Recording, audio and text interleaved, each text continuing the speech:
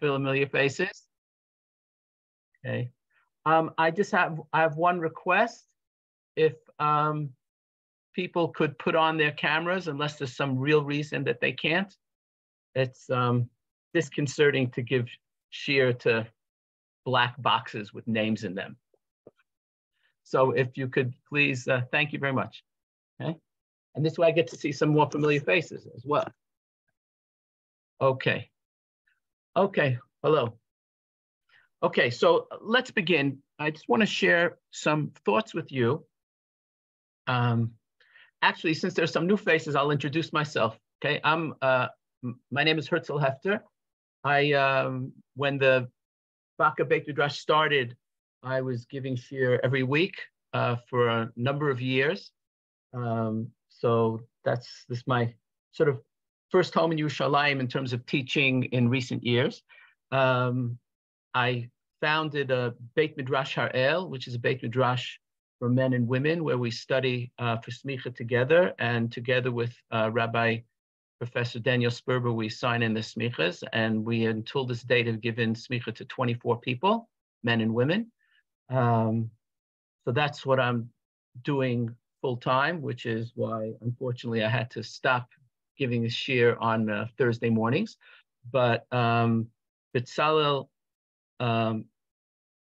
Goldman grew up next door to me, and his father lives right next door. So he asked me a couple of times this year to come and give a shiur. So I was happy to reconnect.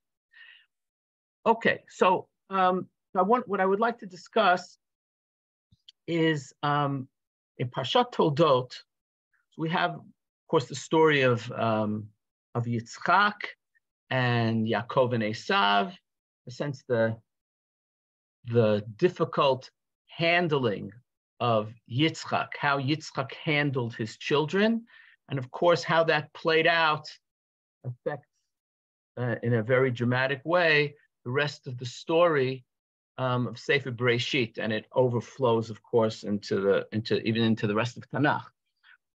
What I would like to look at is what we look for in a story, and I want to use the story of Yitzchak and Yaakov and Esav as to illustrate how we read a story in the Torah.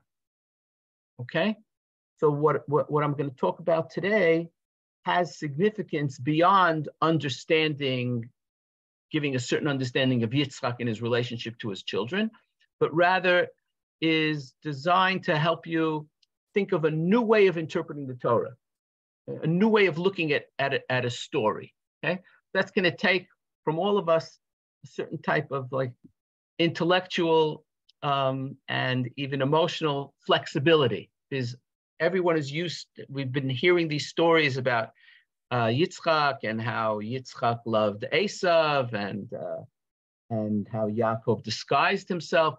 We've known these stories from Kita Aleph, if not before, right? So it's very difficult to revisit a story and like look at it in a different way in terms of like what is the meaning of this story.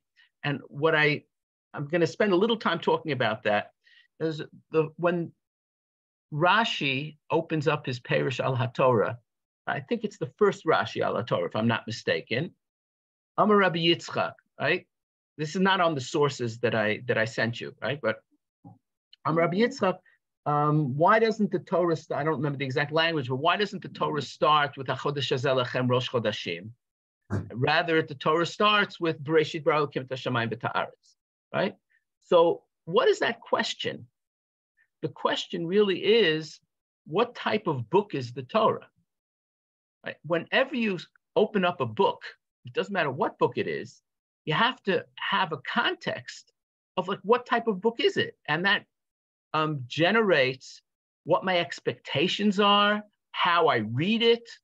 Do I take what it says in the book literally or figuratively? Do I relate to it as something which is supposed to give me an aesthetic experience? I'm supposed to enjoy it, right? If I open up the New York Times, I'm not supposed to enjoy it, right? It's supposed to inform me of some sort of current events that literally happened, right? But if I open up a book of poetry, I don't read that as something that literally happened. I read it as something that's supposed to inspire me, make me feel a certain way. So even though they're both, printed on a page, but they're very different things, right? So that, in a sense, is what the first Rashi is opening with, when he says, okay, we're opening up this new book. We call it the Torah. Like, what is this? So is it a halacha book? Is it a book that's supposed to instruct me how to behave, right? Well, if that's what it is, it should start with HaChodesh Hazeh Lachem Rosh Chodashim. It should start with the first halachot, the first mitzvah that Bnei Yisrael received. So is it a law book? Or so what do the narratives have to do with it? So if it's a book of narrative, so how do I relate to that? So the answer to that is, now, without getting into Zionist or interpretations of what that means, but broadly speaking, it means that the story is a sacred history of Bnei Israel, which involves, and the Chiddush is that God is involved in that history, and there are principles of schar va'onesh, right? And that is what the Torah is coming to tell me, right? Not dafka history, but religious history seen through a religious lens. And it's not primarily a book of law. It's also a book of law, okay? So that's just like Rashi, when he opens up the Torah, wants to know what type of book is this, right? So when I read a story, I want to know, like, what type of story is this? Everybody with me? If I'm going to ask again, if people could put on their cameras, that would be very helpful, okay? All right.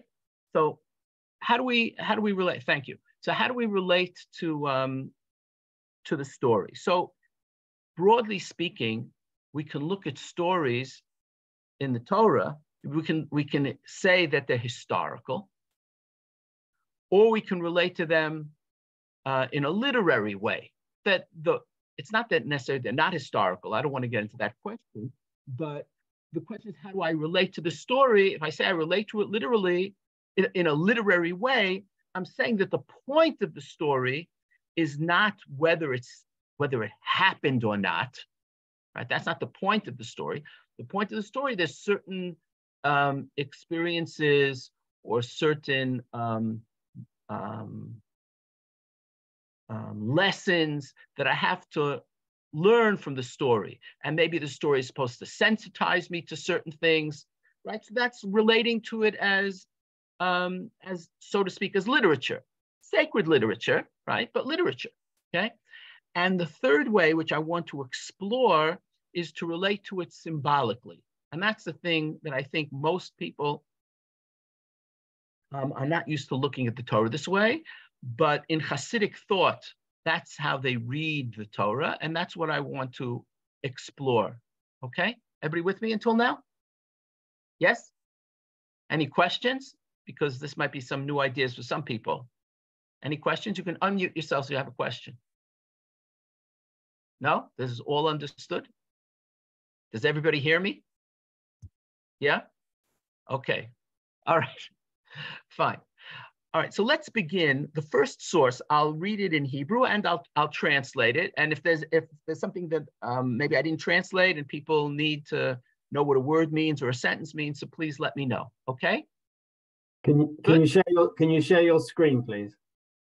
Okay, fine. Because the sources went out, so I have to dig the sources up. Give me a moment then. Okay? I have to get the source up. Let me see if I have it here.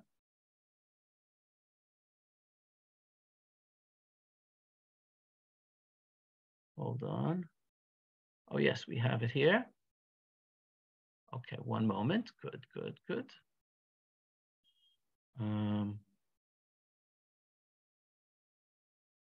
I will share my screen.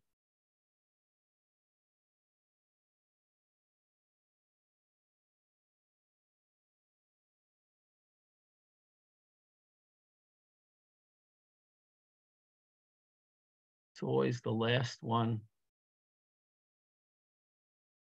I think it's this.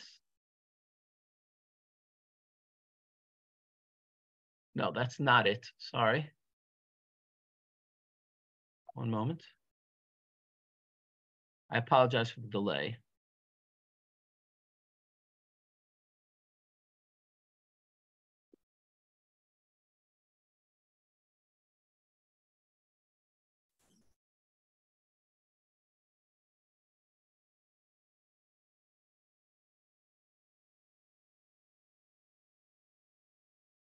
Oh, here we are. Got it. I got it. Okay, everybody see? Yeah? Got it. Yes, good. Okay. All right, so I'm going to read from the introduction to a sefer called Shari Ora.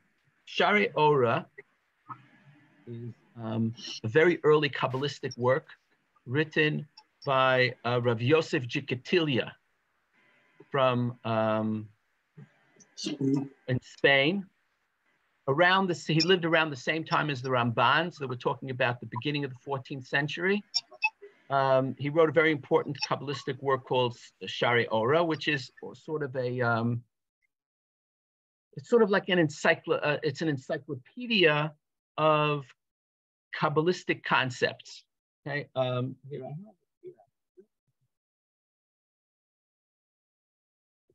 Can everybody see what I have here? Hold it upside down. Oh, everybody see? Yeah, it's okay. Yeah, so this is that's Sefer Shari Ora by Yosef Jikatilia. So in his introduction, before he starts talking about Kabbalah, he's actually very modern. He says, before we start talking about all this God talk, we have to understand something about language, because we're using language to describe something which is really not describable. So how does that work? Okay, so that's what he talks about in his introduction. Actually, it's even though this is the 14th century, it's really extremely modern in terms of when we discuss something, we have to understand the nature of language. Okay, so he says as follows: Klal Gadol. I'm just beginning from the beginning. This is a very important principle. Da, you should know, ki amitat etzem haborei yitbarach einena museget lezulato. The true essence of the Creator, it cannot be understood or grasped or perceived by anything else. And all the angels above, no one knows God's place, right, where he dwells. And certainly they don't understand his essence. Okay, so he talks about that, and then he talks about the way the Torah uses language when it talks about Yad Hashem, or God is Yored, or Einei Hashem, God's eyes. So what does that mean? So I'm skipping down a little bit where he says, Da v'ha'amein. This here. See where I am? Okay. Da v'ha'amein. He called otam ha'inyanim, all these descriptions of God, even though they indicate God's greatness, but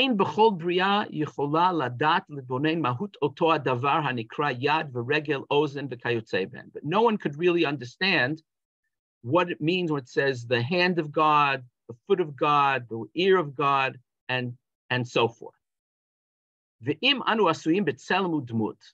And given the fact that we as humans are created in the image of God, we shouldn't think ki ayin b'tzurat ayin mamash or yad b'tzurat yad mamash.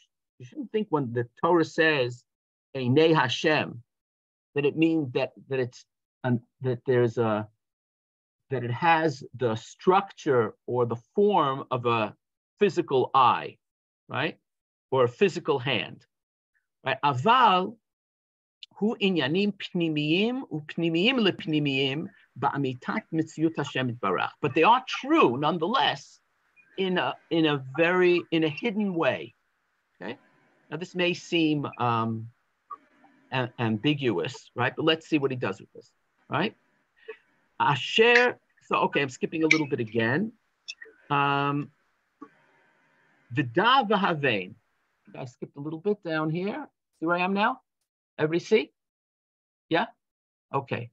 Da v'havein, she'ein beino uveinenu dimayon mitzad ha'etzem v'atavnit. You should know and understand there's no similarity between us and God as far as essence or structure.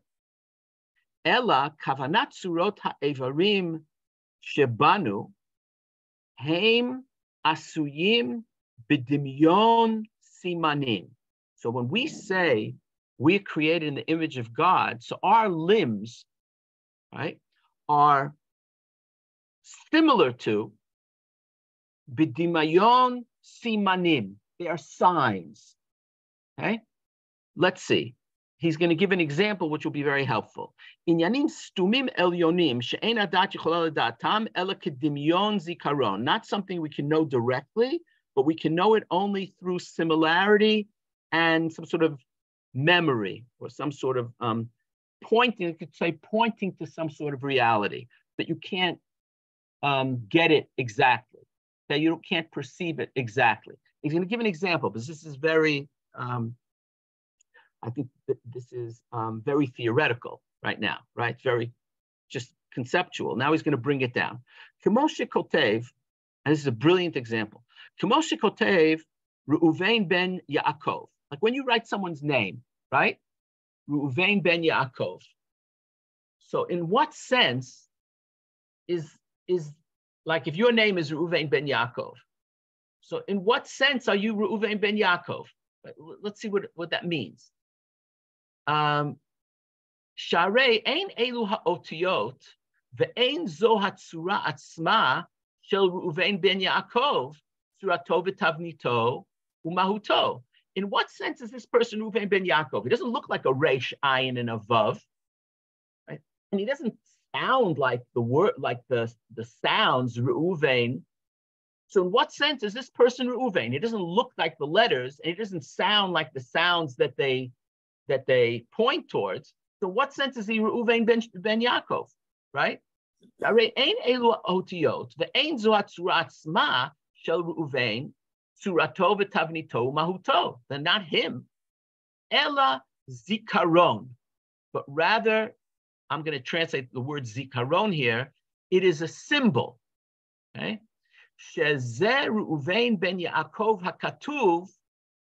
This written word, Reuven ben Yaakov, hu siman neged oto etzem v'tavnit hayadua hanikra Reuven ben Yaakov. This written word and the name that we give to someone is a sign or a symbol which points towards this person who is called Reuven ben Yaakov. Do you see that? So I say I'm Reuven ben Yaakov. I'm not really Reuven ben Yaakov. I say I'm Herzl Hefter. I'm not really Herzl Hefter. I am what I am. To paraphrase, say something and say for Shemot, right? I am what I am, but I'm called Herzl Hefter, right? So the words, the syllables, the sounds, and the letters point towards my essence. They are not my essence, but in some sense, they point towards my essence. Do you see that? And he says that's the case when we talk about God also. Anybody have a question? Okay, so that's the case when we talk about God as well. So what he's introducing here is the idea of symbolic language. When the picture that we're painting with our words is just that. It's a picture that we're painting. It's not the words themselves, but the words point to something else. Okay? This is, for example, very different than the Rambam, right? The Rambam thinks that when you say Yad Hashem, it has nothing to do with God at all, right? It's just like a metaphor. It's supposed to get us to think something about God, but it doesn't have anything to do with God himself. But a Kabbalistic way of thinking is that God, in fact, does have a yad. Not a yad like our yad, but the word yad points to some sort of reality which we can't understand, but it somehow points to a reality which is analogous to yad. Okay? So language can point to a reality even though it's not taken literally, or maybe precisely because it's not taken literally. I'll give you another example, and then we'll stop talking about Yitzchak, right? But I'll give you another example. Just from how we use language. Suppose I'm going out on a date, right? And I make up to meet the girl someplace, and it's raining outside, and I come 45 minutes late, right? I'm going to unshare my screen for a second, okay? So I come 45 minutes late, and the girl says to me, she's very upset, and she says to me, I've been waiting for you forever. So if I say, no, you've only been waiting for me for 45 minutes, that's going to be the end of the date. Because the pshat in this case, when the girl says, I've been waiting for you forever, like, what is that communication about? She is not communicating to me in order to transfer the information that how long she's been waiting, because we both know how long that is. And that would be a misreading. Sometimes the literal reading is incorrect. If she says, I've been waiting for you for 45 minutes, and you say, no, you've only been waiting for me for 43 and a half minutes, also, I would deserve to get smashed over the head for a response like that. Because I don't understand what she really wants to say, right? When she says, I've been waiting for you forever, is it feels to me like it was forever because it's been raining and I've been impatient. And I want to communicate that feeling to you. So she could have said, I really feel frustrated and cold, etc. But maybe a more effective way of communicating that is, I've been waiting for you forever. And my proper response is, gee, I'm really sorry. You must really be cold and impatient and whatever, right? That's how we get trained by our wives to respond properly. Yeah? Okay. So that is a question of how we use language. Okay. Okay. That's all by way of an introduction. Okay. Now I want to talk about how Yitzchak is perceived in Chassidut, and how Chassidut looks at the character and what it's supposed to teach us. Okay, so I'm going to begin with I'm going to begin with a short piece in the Mea Shiloach, just to tickle your brains a little bit. See the Mea Shiloach in Parshat Toldot? It's the beginning of the second side. I'll share my screen again. A moment. Go back here. Okay. Okay, I'm in this piece here, right here, where it says Mea Shiloach, Parshat Toldot. Yeah? Vayihi ki zaken Yitzchak. This is from the Mea Shiloach. Vayihi ki zaken Yitzchak, vatikhena einav miraot. Right, when Yitzchak got old, so his eyes became darkened and they couldn't see. Okay? Inyan Yitzchak Avinu. She noticed something interesting. Inyan Yitzchak Avinu haya hefech mi Moshe Rabbeinu. Yitzchak, in a certain sense, was the opposite of Moshe. Hefech mi Moshe Rabbeinu alav hashalom. Ki Yitzchak lo husha latzeit me'aretz. Yitzchak was not allowed to leave the land of Israel. Ach koach hareut nital mimenu.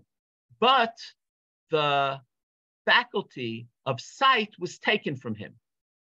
Moshe Rabbeinu alav hashalom lo husha liot be'eretz Yisrael. In contrast, or in contradistinction, Moshe Rabbeinu was not allowed to be in Eretz Yisrael. Aval ne'emar lo ure'ei be'einecha, but he could see very far. Is that interesting? And no comment about it. He just noticed something.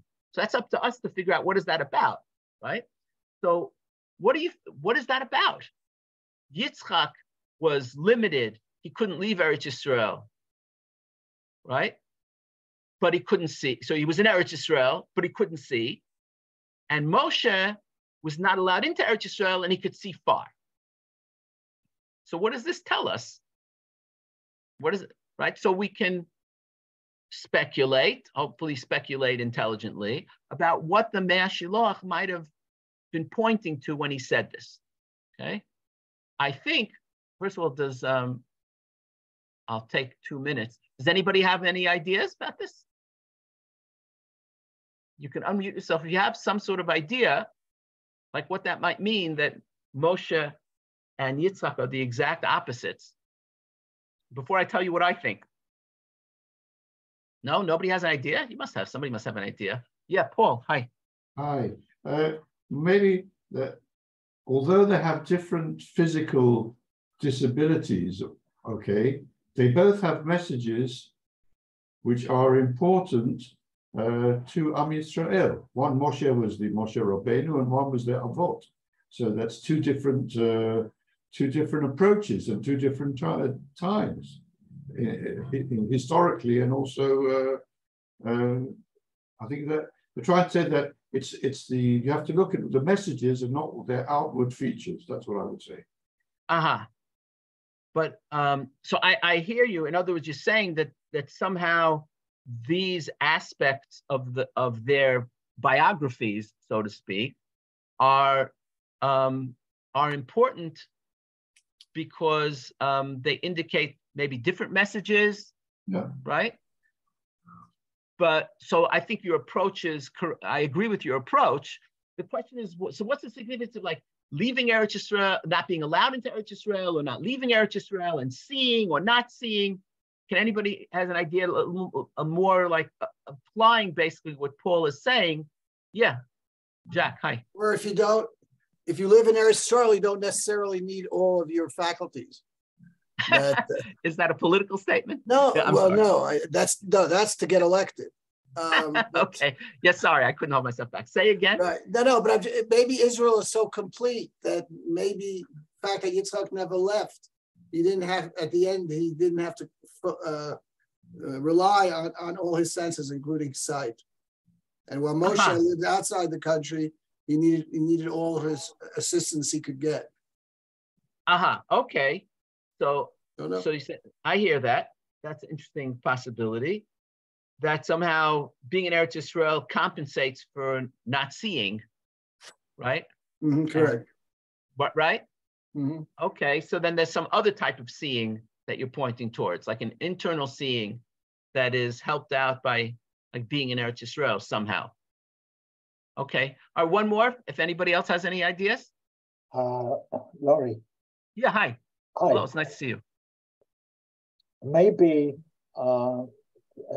Yitzchak's failure of his eyesight was one method Hashem used to make sure he stayed in Eretz Yisrael.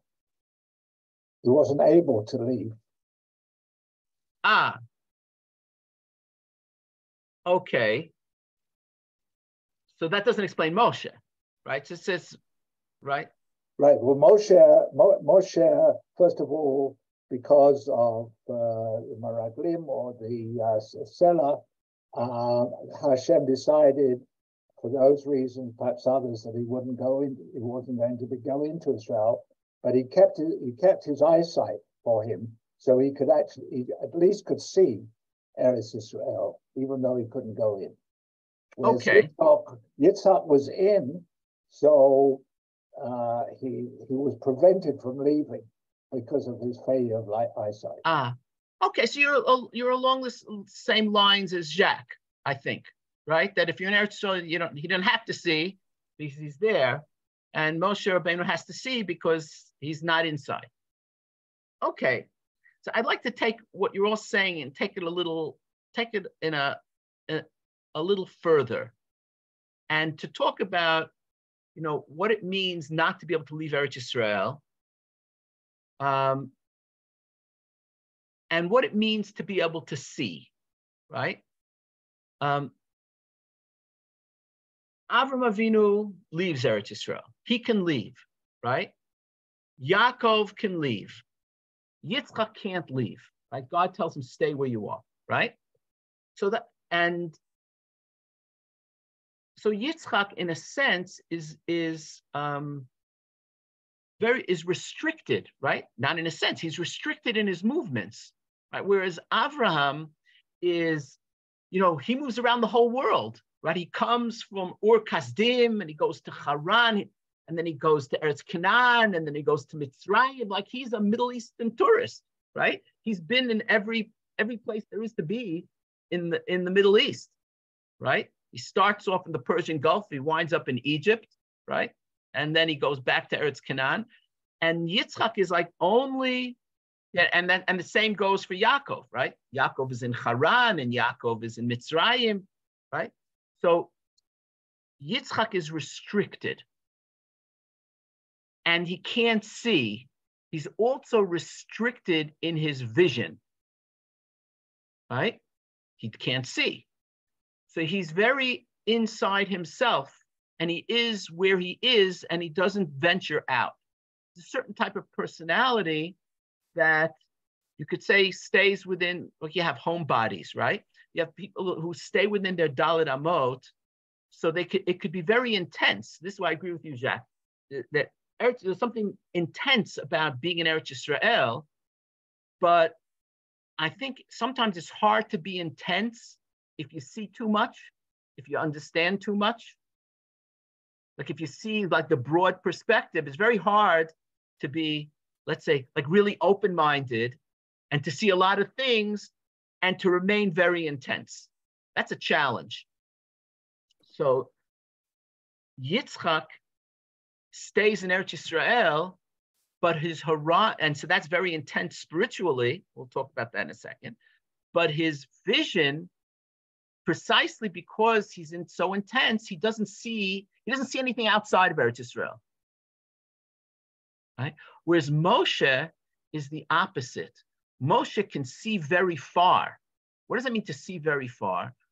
If you just look at Moshe in terms of what he represents to the world, he represents like the universal discovery of one God, and he brings that to the world, right? It's not just Bnei Israel that know about Aseret HaDibrot, right? You can watch the movie The Ten Commandments and you understand that Moshe Rabbeinu brought this to the world, and even in Hollywood they heard of it, right? So Moshe Rabbeinu's influence goes very, very far. He can see very, very far. And perhaps it's precisely because of that that he can't enter into Eretz Yisrael, because Eretz Yisrael can't contain him.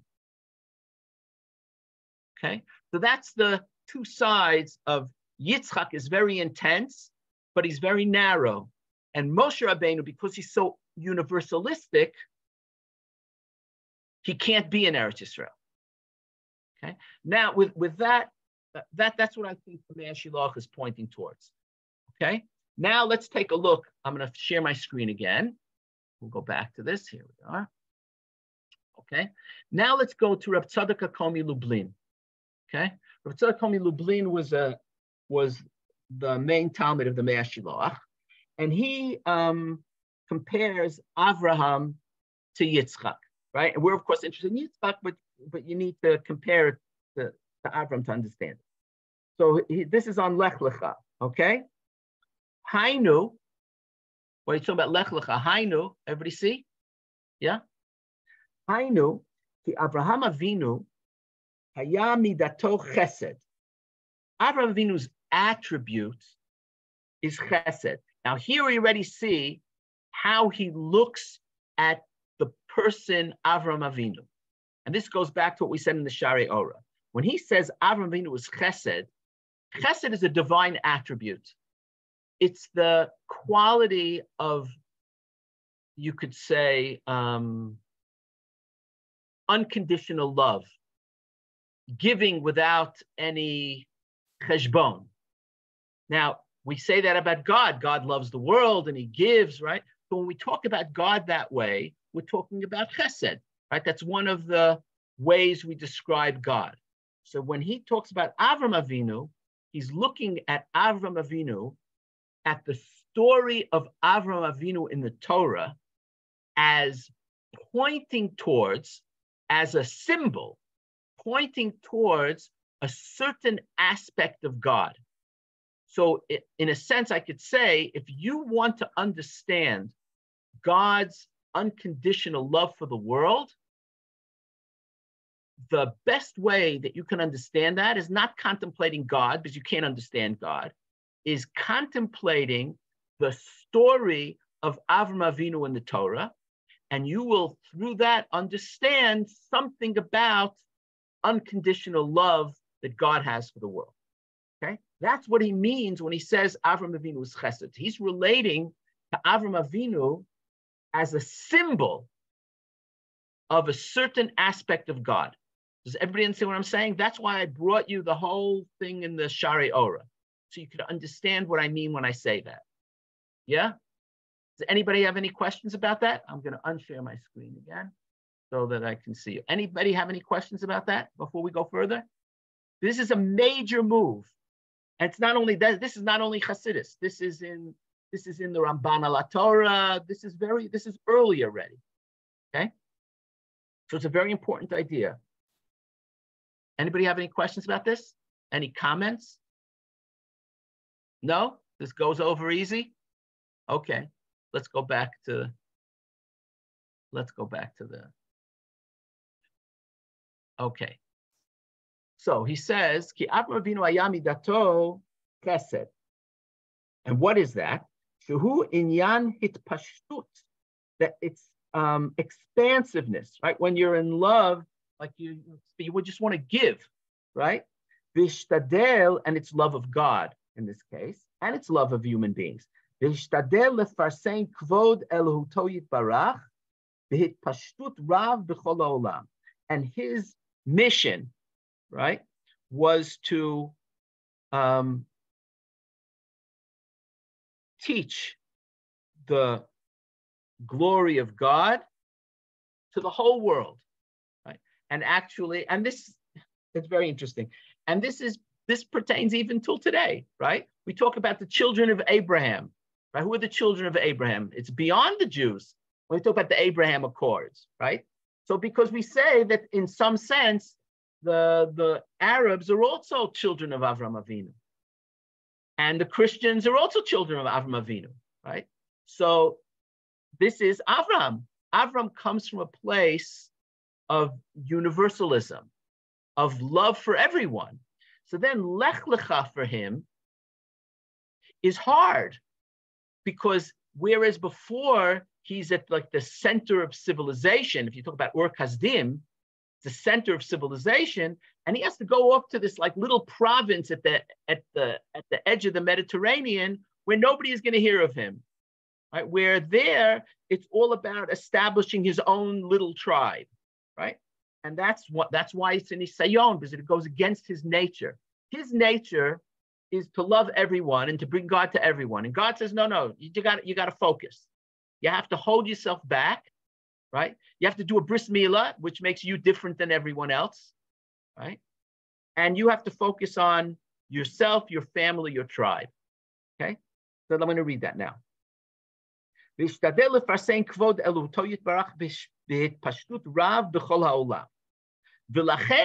now, consistent with this, so that's why we have these midrashim that fill in the story for us, because Chazal also saw Abraham this way. We have these midrashim that say that he converted many people, right? He brought many people to the fold. Because that's his goal. Like some people, and perfectly fine, they're not interested in convincing you, right? I have my truth, and I'm fine. You can do whatever you want. I don't have a need to convince you, to convert you. You can live the way you want, right? So that there are people like that, and that's a fine way to be. But Avram Avinu is not like that. Okay? So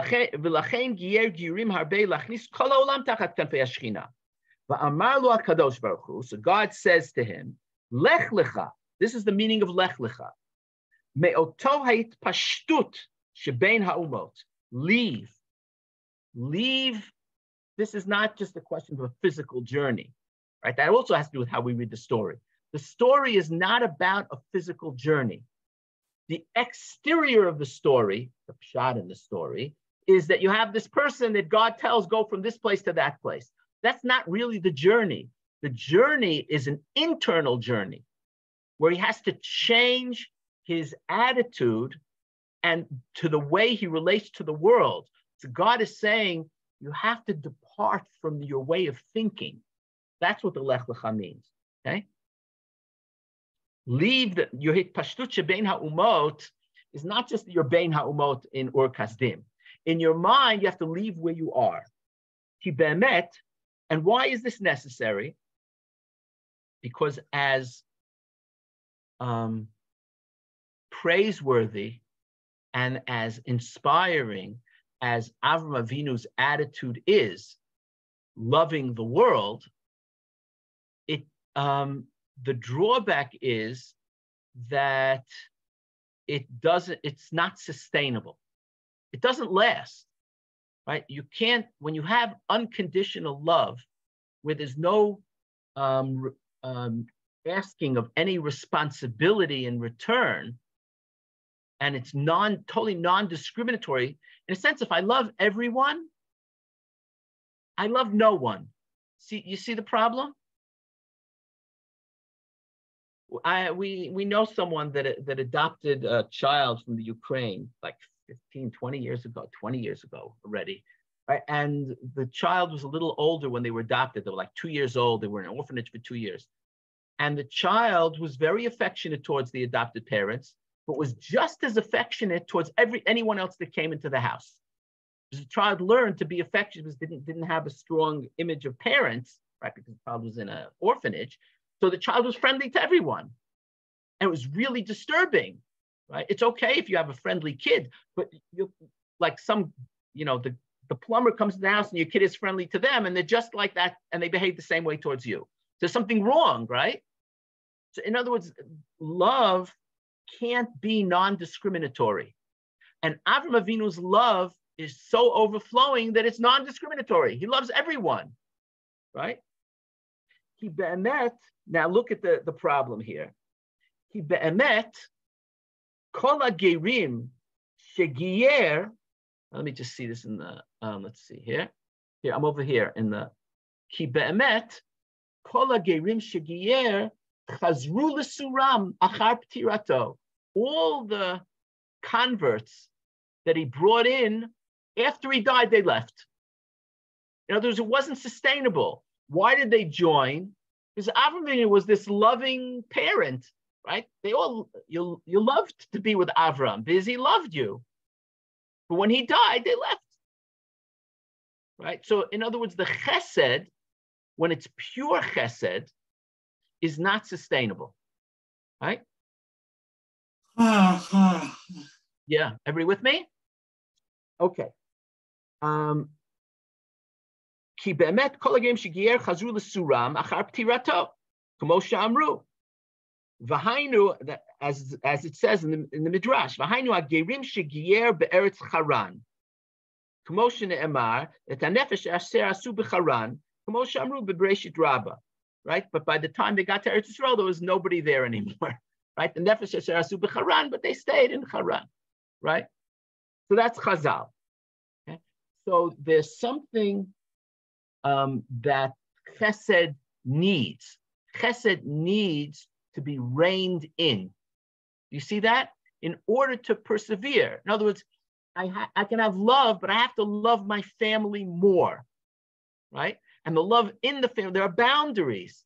So of course I can have love for my neighbor, and I can have love for my neighborhood, and I can have love for my people, and I can have love for the world, right? And people have more love in their hearts.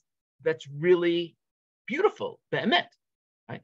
But there's still boundaries. So I know that if somebody asks me to do them a favor, and I want to do them a favor, but at the same time, I have to help my kid with his homework, I'm going to have to say, I would really like to help you, but I got to help my son with his math, right? Because there are boundaries. And it would hurt my love towards my son to express the love elsewhere, okay? So that discriminatory quality that is necessary for love to actually be sustainable is where Avram meets Yitzchak. And let's see. I'm skipping down. The Hainu, here, where am I here? In the same piece. 5 lines from the bottom. Everybody see? Okay. V'hainu shenitztaveh, and that is why he was commanded by God, why Avram was commanded by God, latzeit me'pashtut shelo, to leave where his mind, to leave his way of being, which is expansive and inclusive, el haaretz asher areka, to the land which I will show you. So that's a specific place that's constricted by boundaries. He can't be everywhere, right? Shezem ramez al Yitzchak. That points or alludes to Yitzchak. Yitzchak is the Aretz Asher Areka. Because Yitzchak never left Eretz Yisrael, right? Shene'emar, etzlo ne'emar, gur ba'aretz hazot.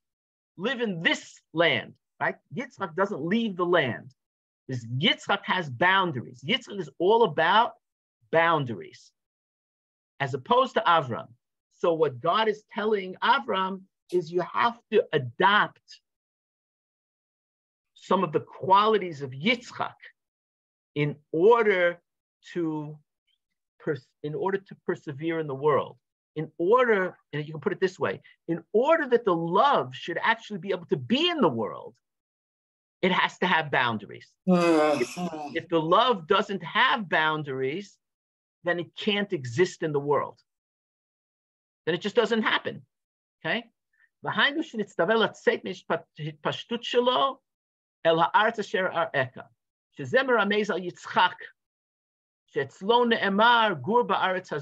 he plays a different associative game with the word. Umidat Yitzchak, you'll see in a second. Umidat Yitzchak, the quality of Yitzchak, as opposed to Avram, who is Chesed, the quality of Yitzchak, who had tzimtzum, is restrictedness. He's constricted. He has boundaries. And why is that? Now he weaves this into the story. Shera'ah shemikol giyurei aviv lo nish'ar, because when he looked back at his father's activity, and his father was this great man that everybody loved, but nothing remained of it. He looked back and said, where were all these gerim that my father was migayer? They're gone. So he understood he can't be that way.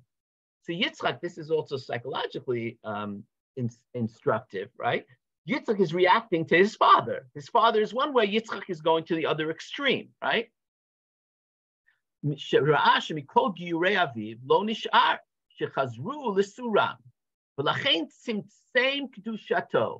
therefore he restricted his holiness. What does that mean?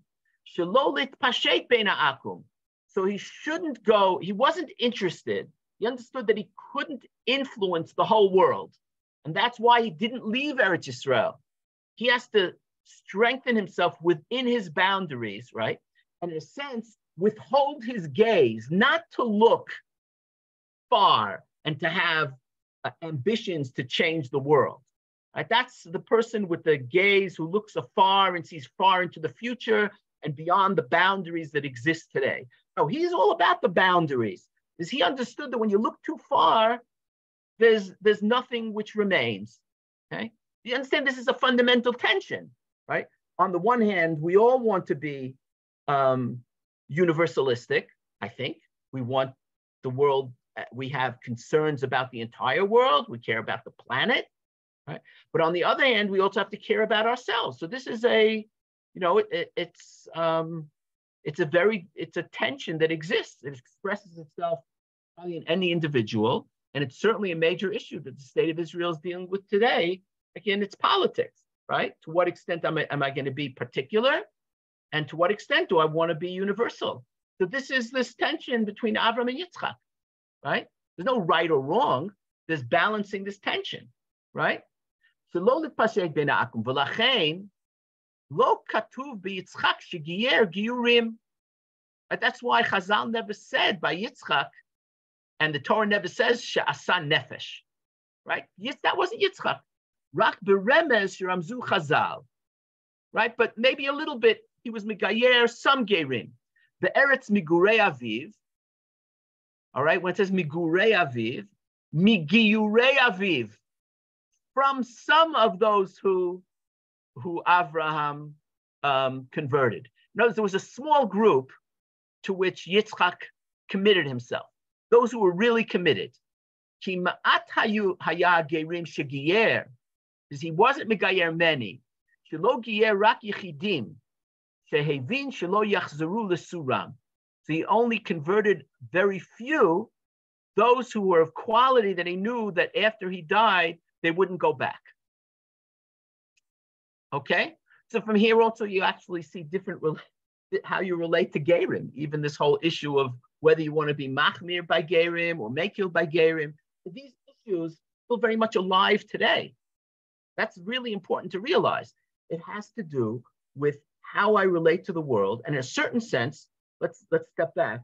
If we're talking about Avram being Midato Chesed and God being Midato Gvura, so you're saying that these stories, which are, and the characteristics which these characters embody, namely Avram embodies Chesed and Yitzchak embodies Tzimtzum and Gvura, you're saying that these are principles that somehow relate to God. God, you can then say, cares for the world, created the world, loves the world, but at the same time, in order for the world to continue to exist, people need to be held accountable by God. So we experience din, right? We don't only experience divine love, we also experience din, right? And we know that it can be very unsatisfying just to have love, because then there doesn't seem to be any accountability. Then the love doesn't really seem to mean anything. If you love me no matter what I do, right, then you're not really seeing me, right? So if you see me, you see the bad things I do also. And if you love me, then you hold me accountable. I think about your relationship with your children, right? So this is the balance, yeah? Now, I want to take this, okay, to the relationship between Yaakov and Esav and how Yitzchak fits into that, okay? And that's the next piece in the Mashilach. Before I go on, one moment, any questions or comments before I go on? Yeah, Paul, go ahead, unmute yourself. Yeah, I was just trying to, I understand the Gevurah and what you explained so eloquently, but how does one look at the way that Yitzchak reopened the wells? You know, that's external. That's not internal. Yes, it showed a love for Eretz Yisrael, but it wasn't just purely internal. It wasn't, you know, tzimtzum, as you put it. That's a really good question. I'm very happy you asked that, right? Because the truth is, from the story of the wells, that actually proves my point. Because he doesn't dig his own wells. That would be expansive. He only opens the wells which were dug already. No, but three. Yes, but they're all wells which were dug already, right? Right? Avraham Aviv, right? V'sitmum plishtim. So his activity, whenever he does, think about what happens when he's afraid that they're going to take Rivka from him. So he does the same. He looks back and he does the same thing that Avram Avinu does. Avram Avinu says, "Imri nachotiyat," you know, say you're my sister to Sarah, and Yitzchak does the same thing. There's very little that Yitzchak does which is original. He's basically, you could talk. It's like the second generation of a startup, lahavdil, right? The people that do the startup have all this vision, right, and all this initiative, and then the next generation. Okay, let's get a good director. and now we have to hunker down and consolidate what we have. So it's a different type of mindset when you're trying to preserve what you have in order to be able to move forward, as opposed to like starting it, right? So Yitzchak is very much the second generation of preserving all the creativity that Avraham put in to bringing God into the world. But he saw, you have all this creativity, but a lot of that energy goes to waste. So Yitzchak is saying, I'm not going to waste my energy being megayer all these gerim, right? It's just a way of talking about it. It's not about gerim per se, right? I'm not going to waste my energy on that. I'm going to take only the people that I really trust.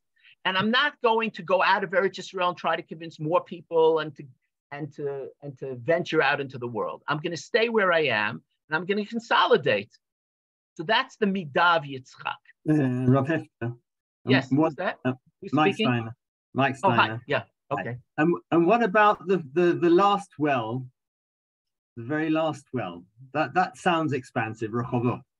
Okay. So I want to talk about that. Yeah. So there is place, and this is really important. There is a place for everyone to grow, and Yitzchak has to grow past himself, just like Avram has to grow in a certain direction. And Avram's growth, right, is through his encounter with Yitzchak. That's the relation. Let's talk about it as a symbol. That's the relationship between the Sfirot. God, the wholeness, is no one Sfirah, right? There's a dynamic relationship between the Sfirot. That's what people refer into Kabbalah, right?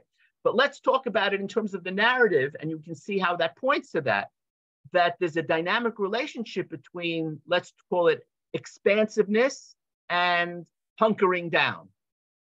There's a dynamic relationship. And the person who is expansive, or take it inside, the expansive part of you, the part that wants to go out and change things and create, needs to be modified by, you could say, a reality principle, right? Where this is possible and this is not possible, right? So it's like, if anybody here ever wrote anything, right? So there's the writer part of your head and there's the editor part of your head, right? You write, but then somebody's got to edit it.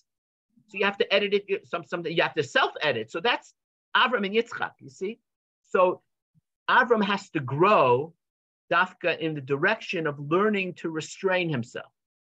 And Yitzchak needs to grow in a direction which we'll see in this coming Mashiach. And that maybe is the symbol of the third well, because he also has to grow. Everybody has to grow by the encounters. So it's painted as the encounter with your child, but it's really just, it's the next midah. It's very close to you. It grows out of you and you encounter it and it changes you. Yeah. So thank you for pointing that out. And I want to actually relate to that in the next piece. Okay. So I'm going to share my screen again. Okay. So this is from the Mashiach in Parshat Vayechi. And he noticed something interesting. It says, we're just going to do the first part of this Mashiach. Sikel et yadav. Who turned his hands around in Parshat Vayechi? Hello? Somebody say. Yaakov. Yaakov has no problem turning his hands around, right? Who couldn't turn his hands around? Think about it this way. Who couldn't turn his hands around? Yitzchak, right? Is that interesting? Think about it for a second.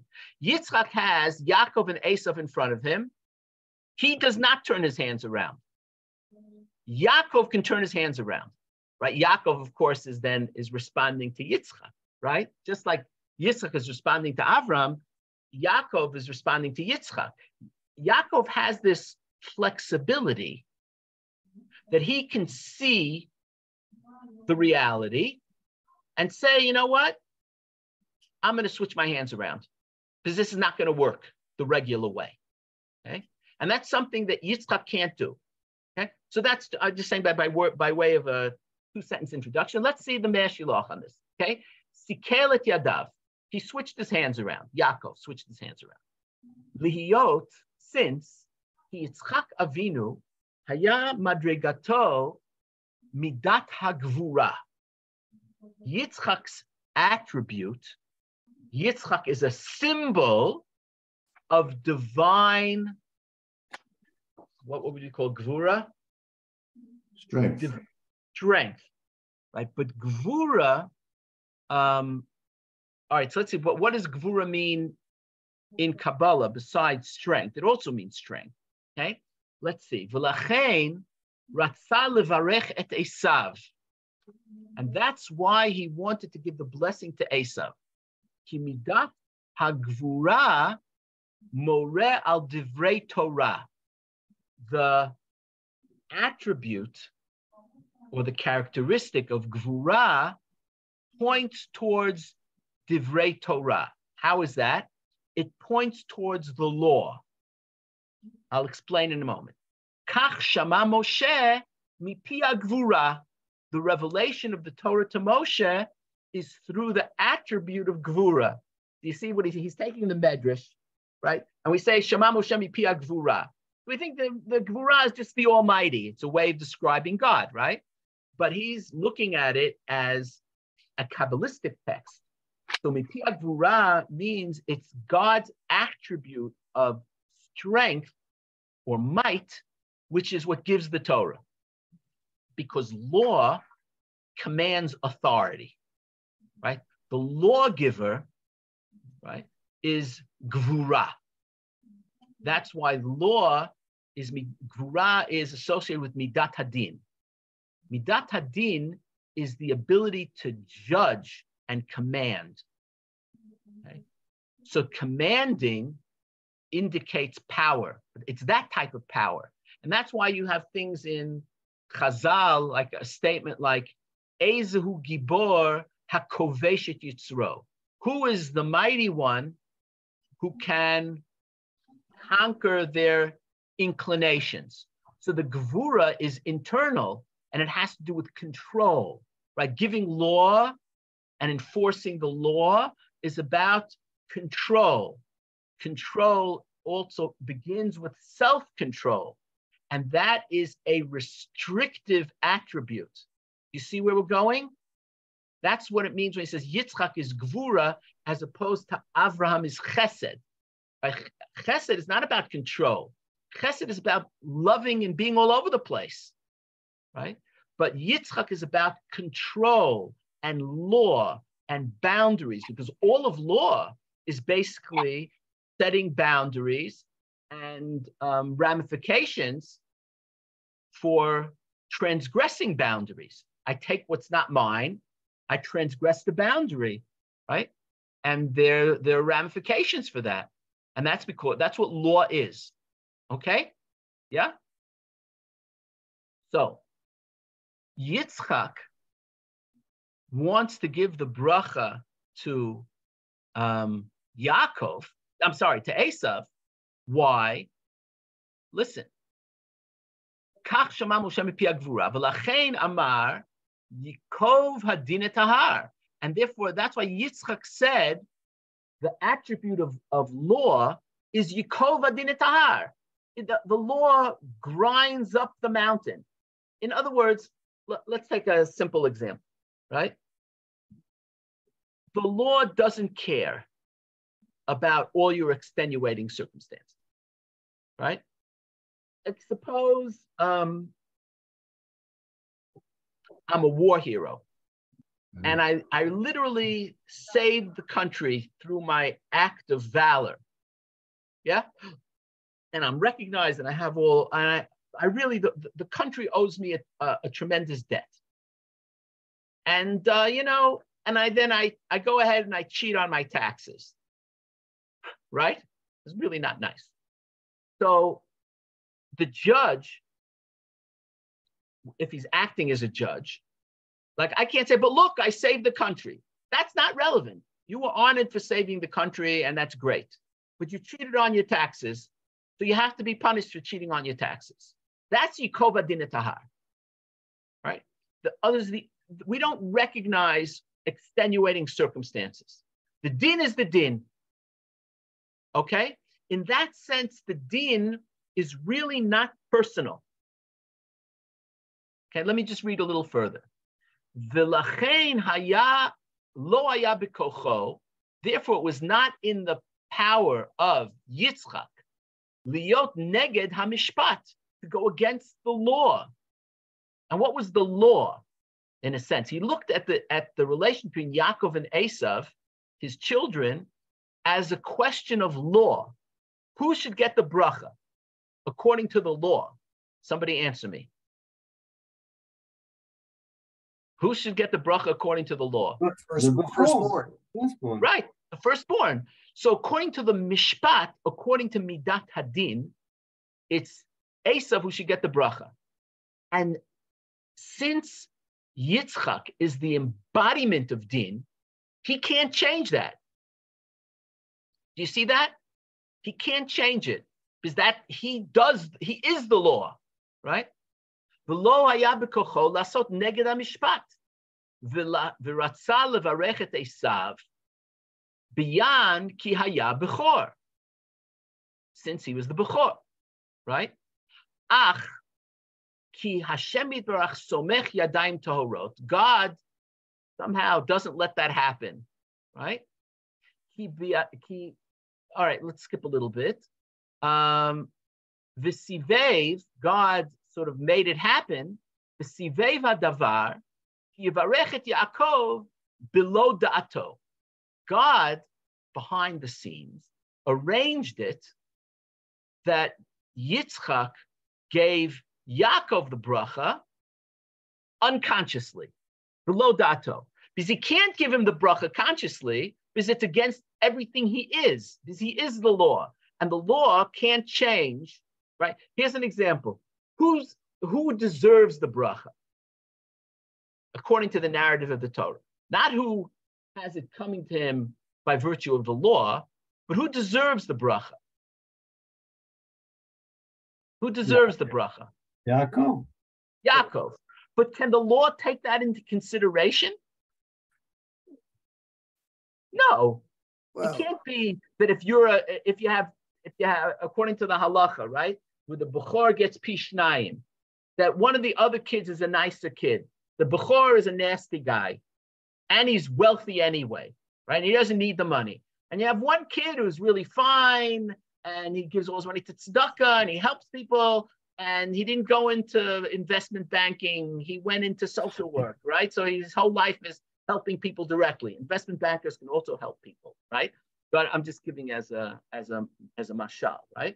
So maybe the younger brother should get the pishnayim. No, the law says it doesn't matter. You can't decide. The parent can't decide. The Torah said that the bechor gets pishnayim, gamarnu, right? So in a sense, that's the situation that Yitzchak is in. Yeah, but you're defining the law as midat hadin, solely as midat hadin. And yes, we do have midat harachamim. Yes. But that's already exactly. Yes, very much so, Jack. But midat harachamim is always an appeal to the mercy of the court, and that's sort of like it's not a midat hadin thing, because it's not, right? Because it's part of the law. It's not exactly part of the law. It means that the law, let's put it this way, I'm characterizing this stereotypically. Right, exactly. Right, in order to bring it out. Of course, the way things happen in the world, just like there's no pure chesed in the world, this pure chesed in the world would not be sustainable. There's also no pure din in the world, because pure din in the world wouldn't be sustainable. And you're just pointing that out, that even in a court of law, there is rachamim. That's true, because it wouldn't be sustainable otherwise. But we have to understand that in the law books, right, there's no rachamim, right? Maybe some things will be written in, we give discretion or things like that, okay? But that's already something coming from the outside. Let's continue here. We'll see it. Okay. V'al ze ne'emar atat tomech gorali, right? That God supports his destiny, referring to Yitzchak here. Aval Yaakov Avinu, haya mistakel tamid el habina v'liritzon Hashem yitbarach. This is a very important principle. Yitzchak looks to the law. He is, you could say, the embodiment of the halacha, right? Yaakov is not the embodiment of halacha. There's something which is beyond halacha, which is understanding and the will of God. The will of God is beyond the halacha. The will of God takes, Jack, what you're talking about into consideration. The law is an estimation of the will, but does not totally capture the will. So, but Yitzchak doesn't have access to that. Yitzchak just looks at the law. This has to do with his whole way of being. His whole way of being is restrictive in order that things should persevere. Right? You just want to make sure you're always doing the right thing. Right? There are people like that. And it's really important that there should be people like that they just want to make sure they're doing the right thing. And they're not interested in anything else. Right? So that's Yitzchak, who in a sense is blind. He's blind to everything else. Right? He just wants to make sure he does the right thing. He's not interested in traveling to Mitzrayim and saving himself that way. No. He has to stay right here, establish, build on what Avram did, be chofer the borot that Avram, his father, was chofer, and that's where, and he's going to hunker down, right? That's him. But Yaakov is not like that. Yaakov is the embodiment of all those special circumstances that the law can't take into consideration. And those special circumstances are like, Yaakov is really the one who deserves it because he's going to make the most of it. And he's a good person. And he's more fitting to be the patriarch of this tribe that's going to bring some vision to the world. It's really Yaakov is the man, so to speak. And even though legally Esav has to get it, but that would be the wrong decision. So how do we factor that in? So that's midat harachamim, and that's understanding that there's something more than the law. And that's Yaakov. Yaakov Avinu haya mistakel tamid el habina ve'uliritzon Hashem yitbarach. He had that insight into the world, right? And that's why Yaakov could look at Ephraim and Menashe with that insight and say it's true that the law is that Menashe should be first.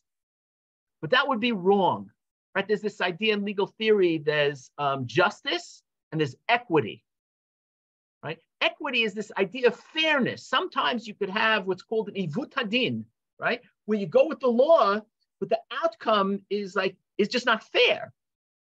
But that consideration of that the outcome is not fair is basically saying, lo yikov hadin et tahar. Yikov hadin et tahar means that it doesn't matter if it's fair or not. The law is the law, and it goes straight. It doesn't stop for anything. So when you say, but if somebody says, but the outcome is really not fair, there's some sort of like a miscarriage of justice. So if I say, yeah, you're right, we have to think about this. So I'm already backing off from Yikov hadin et tahar. It's no longer Yikov hadin et tahar. That's midat harachamim, which is what Yaakov embodies, right? V'lachein ne'emar yadati b'ni yadati. I know. Yadati b'ni yadati means I have the insight of the extraneous circumstances, of the special circumstances, of the unique event that stands before me, right? And is not bound by the law. Sikelet yadav, vayasem et Ephraim lifnei Menashe. And that's how he could do that. Okay. Now, it's an attribute of the law, right? That in a sense, what Yitzchak is bound by, when we say he's bound by the law can't discriminate. right? The law can't discriminate between Yaakov and Esav. It doesn't matter that Yaakov is, according to the narrative of the Torah, a more fitting candidate, he's a better person, et cetera, and Esav, it turns out, contemplates the murder, murdering Yaakov and waiting for his father to die, terrible things, right? But we don't know that about Esav yet, okay? But that somehow is in Esav. So that makes him inappropriate. But the law can't recognize that. In that sense, when you say that the law can't discriminate, right? Katzadik karasha. That doesn't matter. The law doesn't discriminate. Yeah, that's where we get this idea that justice is blind. That's why I put that picture there, right? Justice is blind. Justice is what is? Let's define midat hadin. Midat hadin is the indiscriminate application of abstract legal principles to a particular case. That's what law is. So law has to be blind. You can't see the people. You just have to apply the principles, right?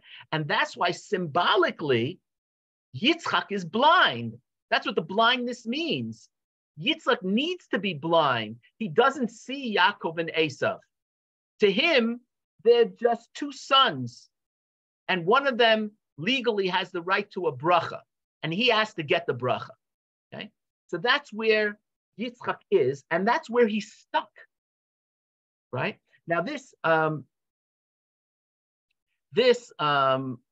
who asked me about the third well?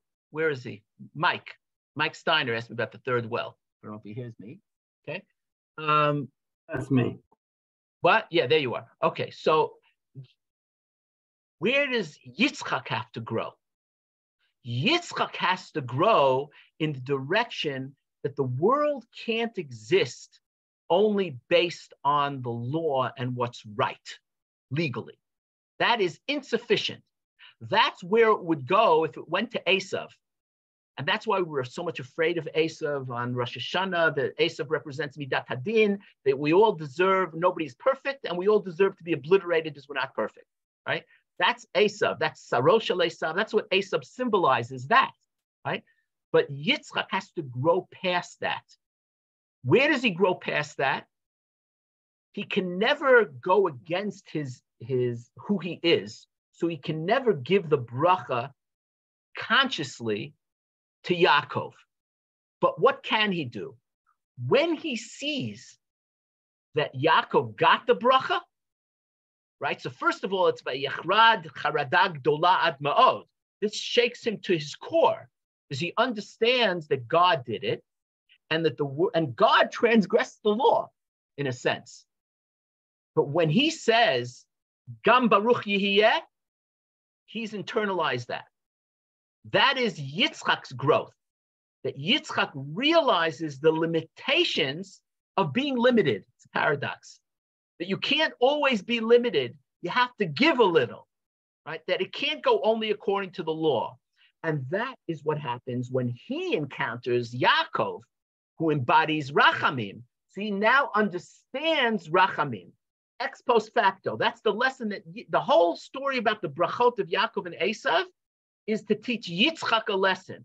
Just like the whole story of Yitzchak is to teach Abraham a lesson, the whole story of Yaakov and Esav is to teach Yitzchak a lesson, right? So now what's happened here, let's just go over this. What happened here is as follows. We're looking at the story not as history per se, and we're not looking at it as literature either. We're looking at the story almost as a divine drama of God, how God relates to the world. God relates to the world with love, but he also is demanding. But then there are dangers in both those ways of being, right, which have to be refined in order that the world should exist. And that's expressed in the story, right, of Avram, Yitzchak, and Yaakov, right, which is really a divine story of what's going on inside of God. The impulse to love and to create, the impulse to say, this isn't working, I have to hold back. And the understanding that neither of those things by themselves are really good enough. right? And that's where Yaakov comes in. And the last stage, right? So that's talking about Avram, Yitzchak, and Yaakov as symbols, as pointing towards something in God in a way which we can understand. The last step is we can then take this inside and say we're not only talking about God, we're really talking about ourselves. And this is the Hassidic move. The reason that talking about it this way is meaningful is this exists in everyone. We all have these inclinations of creativity and holding back and understanding that we have to give a little, even though sometimes it's not right, right? It's not right, but we have to do it anyway. Right, so this life is complicated, right? And these are conflicts not only that God has, so to speak, when in relationship to the world, as expressed in the stories of Avraham, Yitzchak, and Yaakov, but all those stories come from conflicts that we have inside of us, right? And that's the meaning of a symbol, right? Okay. So I think this is another way of looking at the story, where the story tells really is a projection of ourselves in how we talk about God, and not merely a literary tale of something that happened 3,500 years ago. Okay? All right, so those are my thoughts about Avraham, Yitzchak, and Yaakov.